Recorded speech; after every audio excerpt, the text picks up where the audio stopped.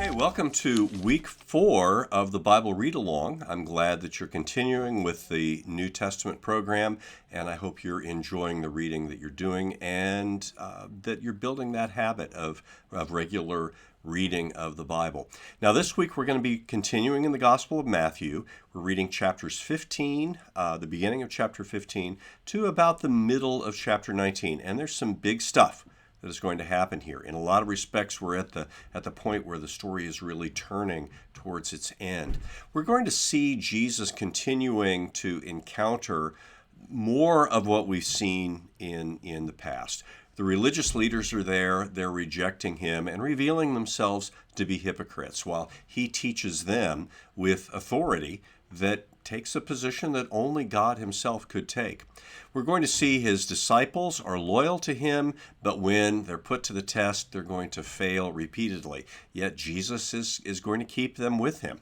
And we're going to see how obscure people in the story, people who only appear briefly, people who come from situations of weakness and being on the outside, continually will express deep faith, and Jesus will commend that. So some things to notice along the way. In chapter 15, Jesus has this interesting exchange with a woman who's described as a Canaanite, meaning she's a complete outsider. She is asking for Jesus to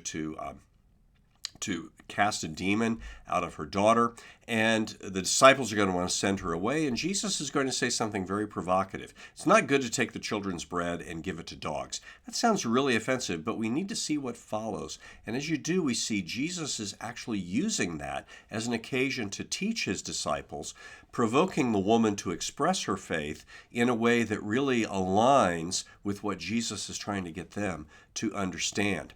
In chapter 16, Jesus is going to have more difficult teaching for the disciples. He'll say to them, beware the yeast of the Pharisees and Sadducees. Now, this is very interesting because they're in a boat, and they've failed in boats before as they get caught in storms, and they don't know that they can look to Jesus for help.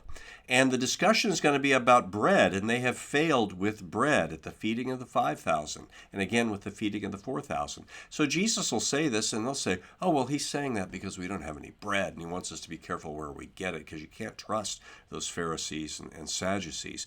And then Jesus is going to say, no, guys, that's not what I'm saying at all, because we've got all the bread that we need when I am with you.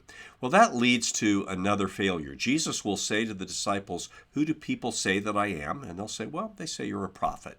And then, who do you say that I am? And Peter famously will say, you are the Christ, that is, God's anointed king, the Son of the living God, which is another way in Peter's time of saying you are God's anointed king. Well, Jesus immediately is going to say, aha, Simon, you say what God says. Good job with that.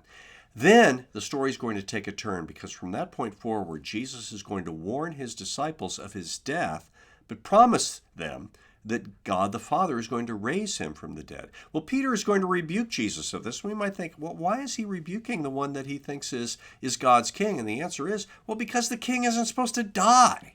That's not how you become king. And Jesus is going to turn from saying to him, you say what God says, to say, get behind me, Satan. Just about the sharpest fall that you can imagine.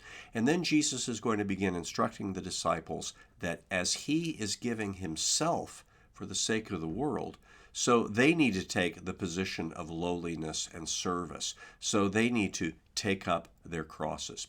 In the transfiguration that follows this episode, they will see indeed Jesus is the divine Son of God. He'll be revealed to them in that way, in light that could only be characteristic of God.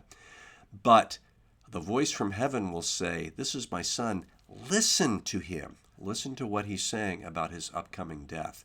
And so Jesus' teaching in chapters 18 and 19 is going to continue to stress Jesus' followers need to take the position of lowliness, serving others, just as he did. Folks who do that, Jesus is going to commend. Others, Jesus is going to correct.